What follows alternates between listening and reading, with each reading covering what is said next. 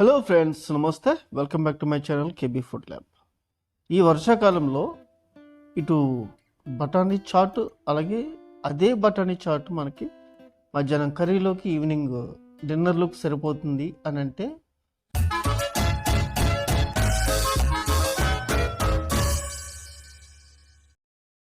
ఆశ్చర్యంగా ఉంది కదా. అటు చాటు, ఇటు రైస్లోకి, చపాతీల కర్రీలాగా ఉపయోగపడుతుందా?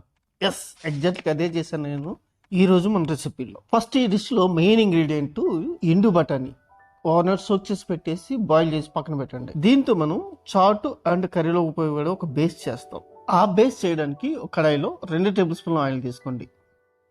వీళ్ళైతే నెయ్యి కూడా తీసుకోండి, ఇంకా చాలా బాగుంటుంది. ఆయిల్ కొంచెం వేడగ్గానే కొంచెం సాజీరా, కొంచెం జీలకర్ర వేసి, వాటితో పాటు కొంచెం ఆవాలు, 10 నుంచి 12 మిరియాలు, 1 ఇంచు దాల్చిన చెక్క, 3 యాలకులు, 1 బిర్యానీ ఆకు వేసి వాటిలో నుంచి మంచి ఫ్లేవర్ బయటకు వచ్చిన తర్వాత 1 అరకప్పు ఆనియన్స్, 1 అరకప్పు కీరదోసకాయ ముక్కలు వేసేసి సాల్ట్ వేసి 5-6 నిమిషాలు లో ఫ్లేమ్ లో కుక్ చేస్తే బాగా వేగిపోతాయి.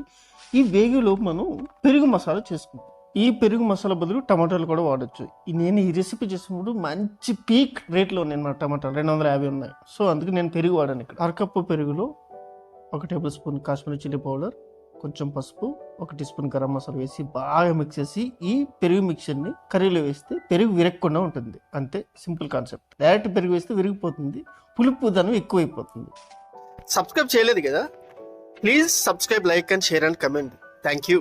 3-4 నిమిషాలకి ఉల్లిపాయలు సగం వేగిన తర్వాత 1 టేబుల్ స్పూన్ అల్లం వెల్లుల్లిపాయ పేస్ట్ వేసి మరో 2-3 నిమిషాల పాటు లో ఫ్లేమ్లో కుక్ చేస్తే బాగా వేగితే ఆ తర్వాత మనం మిక్స్ చేసుకుని కర్డ్ మిక్స్ని ఇందులో వేసేసుకుందాం. పెరుగుని ఇలా స్పైసెస్తో కలిసి మిక్స్ చేసి వేస్తే వేడి కడాయిలో పెరుగు అనేది విరగట్లేదు, చూసారా? అదే కాన్సెప్ట్ అనమాట. బఠానీలు బేసిక్గా ఇండియా, పాకిస్తాన్, ఆఫ్ఘనిస్తాన్ ఏరియాలోనే ఎక్కువ పెరిగాయి. ఆ తర్వాత ఆఫ్రికాలోని ఇథియోపియా దేశంలో కూడా ఎక్కువ పండేవన్నమాట. జనరల్గా ఇది వైల్డ్ ప్లాంట్గా ఉండేది, తర్వాత క్రాప్లోకి తీసుకురాబడింది. మంచి దేశీ స్పైసీనెస్ కోసం 2 మిర్చి, అలాగే కొంచెం కొత్తిమీర, మంచి ఫ్లేవర్ కోసం. ఇప్పుడు ఈ గ్రేవీని కొంచెం మ్యాష్ చేసి మరో 2 నిమిషాల పాటు స్లో ఫ్లేమ్లో కుక్ చేస్తే ఆయిల్ పైకి తేలుతుంది.